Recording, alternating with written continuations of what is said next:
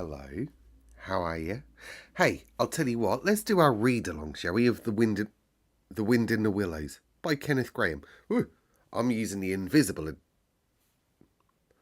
I'm using the invisible edition tonight, so if you're using the same, we're going to finish off chapter 10 tonight, aren't we? I'm starting mine on page 212. Get your copy, get your drink, get your relax on, and I'll meet you back here. After some miles of country lanes, he reached the high road, and as he turned into it and glanced along its white length, he saw approaching him a speck that turned into a dot, and then into a blob, and then into something very familiar. And a double note of warning, only too well known, fell on his delighted ear. "This is something like," said the excited Toad. "This is real life again. This is once more the great world from which I've been missed so long. I will hail them, my brothers of the wheel, and pitch them a yarn of the sort that has been so successful hitherto, and they will give me a lift, of course, and then I will talk to them some more, and perhaps with luck it may even end in my driving up to Toad Hall Manor in a motor car. That will be one in the eye for old Badger." He stepped confidently out into the road to hail the motor car, which came along at an easy pace, slowing down as it neared the lane, when suddenly he became very pale. His heart turned into water, his knees shook and yielded under him, and he doubled up and collapsed with a sickening pain in his interior. And well he might, the unhappy animal, for approaching him fast was the car, the very car that he had stolen out of the yard of the Red Lion Hotel on that fatal day when all of his troubles began. The people in it were the very same people he had sat and watched at luncheon in the coffee room. He sank down in a shabby, miserable heap in the road, murmuring to himself in his despair, "It's all up. It's all over now. Chains, policemen again, prison again, dry bread and water again. Oh, what a fool I've been. Oh, what did I want to go strutting about the country for, hailing people in broad day on the high road instead of hiding till nightfall and slipping home quietly by backways? Oh, hapless Toad, oh, ill-fated animal." The terrible motor car drew slowly nearer and nearer, till at last he heard it stop just short of him. Two gentlemen got out and walked round the trembling heap of crumpled misery lying in the road, and one of them said, "Oh dear, this is very sad. Here is poor old thing, a washerwoman apparently, who has fainted in road. Perhaps she's overcome by heat, poor creature, or possibly she's not had any food today. Here, let us lift her up into the car and take her to the nearest village, where doubtless she has friends." They tenderly lifted Toad into the motor car and propped him up with some soft cushions, and proceeded on their way. When Toad heard them talk in so kind and sympathetic a manner, he knew that he was not recognised.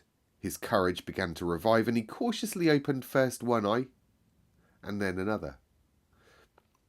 "Here, look," said one of the gentlemen. "She's better already. Fresh air's doing her good. How do you feel now, ma'am?"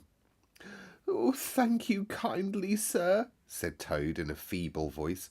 "I'm feeling a great deal better." That's right," said the gentleman. "Now, keep quite still, won't you? And above all, don't try to talk." "I won't. I was only thinking if I might sit on the front seat there beside the driver, where I could get more fresh air full in my face. I would soon be all right again." What a very sensible woman. Of course you shall." So they carefully helped Toad into the front seat beside the driver, and on they went some more.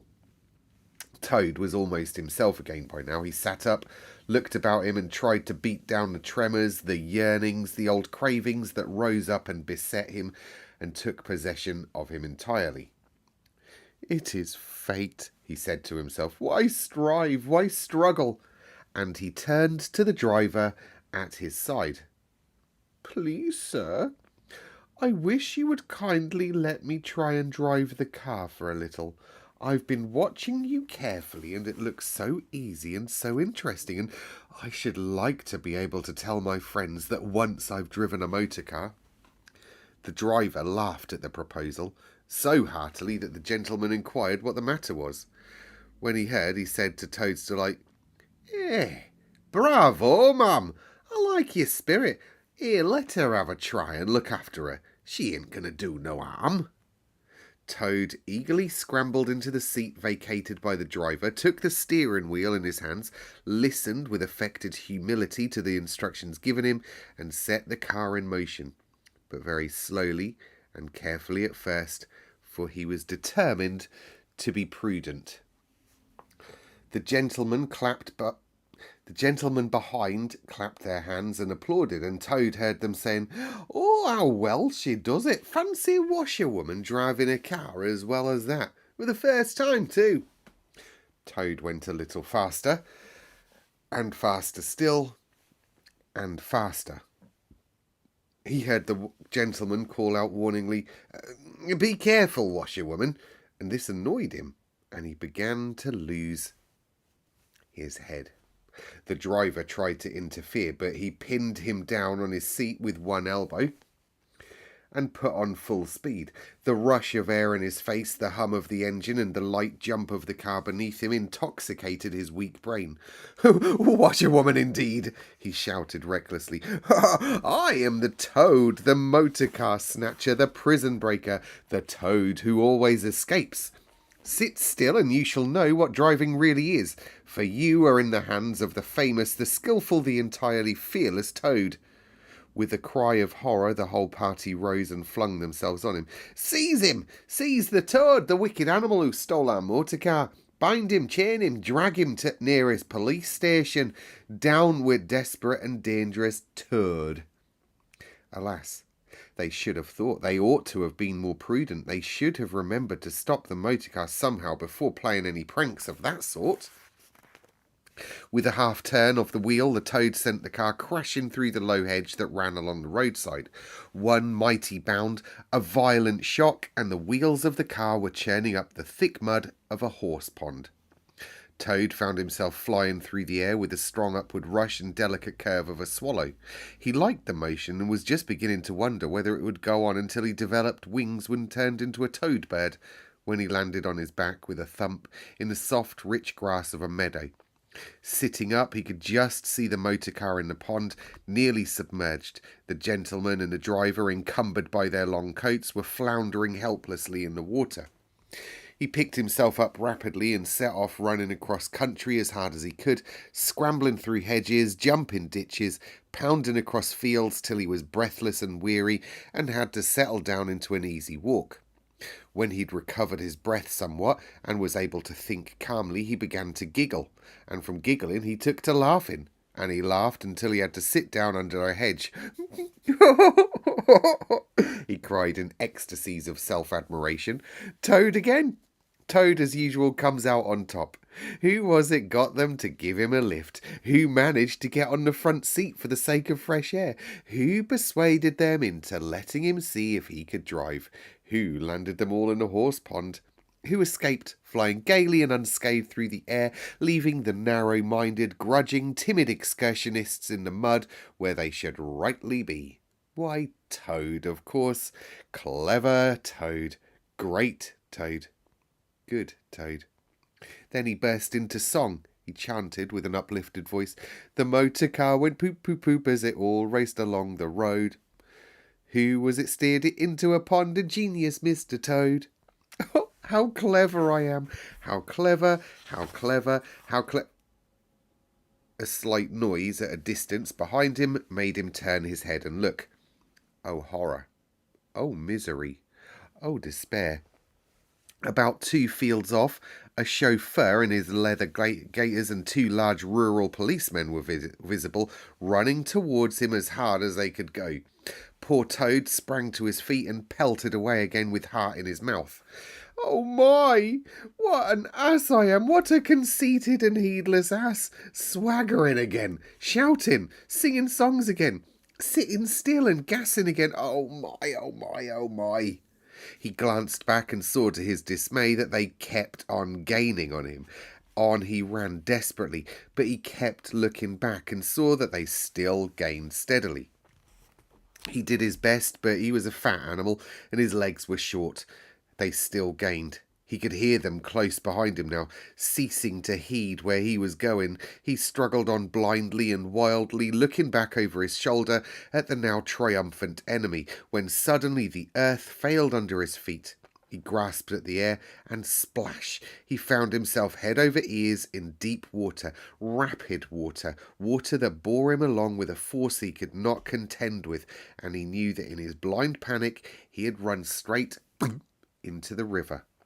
He rose to the surface and tried to grasp the reeds and rushes that grew along the water's edge close under the bank, but the stream was so strong that it tore them out of his hands. Oh my!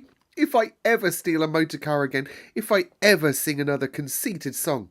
Then down he went, and up he came again, breathless and spluttering. Presently he saw that he was approaching a big dark hole in the bank, just above his head, and the stream bore him past. He reached up with a paw, caught hold of the edge, and held on. Then slowly and with difficulty he drew himself up out of the water, till at last he was able to rest his elbows on the edge of the hole. There he remained for some minutes, puffing and panting. He was quite exhausted.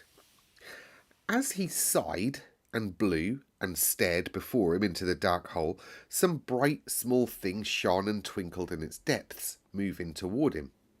As it approached, a face grew up gradually around it, and it was a familiar face. Brown, small, with whiskers, grave and round, with neat ears and silky hair. It was Water Rat. Well, well, well. What do we think of Toad? I mean, we're nearly through the book now. Look, we've only got chapter 11 and 12 to go, haven't we?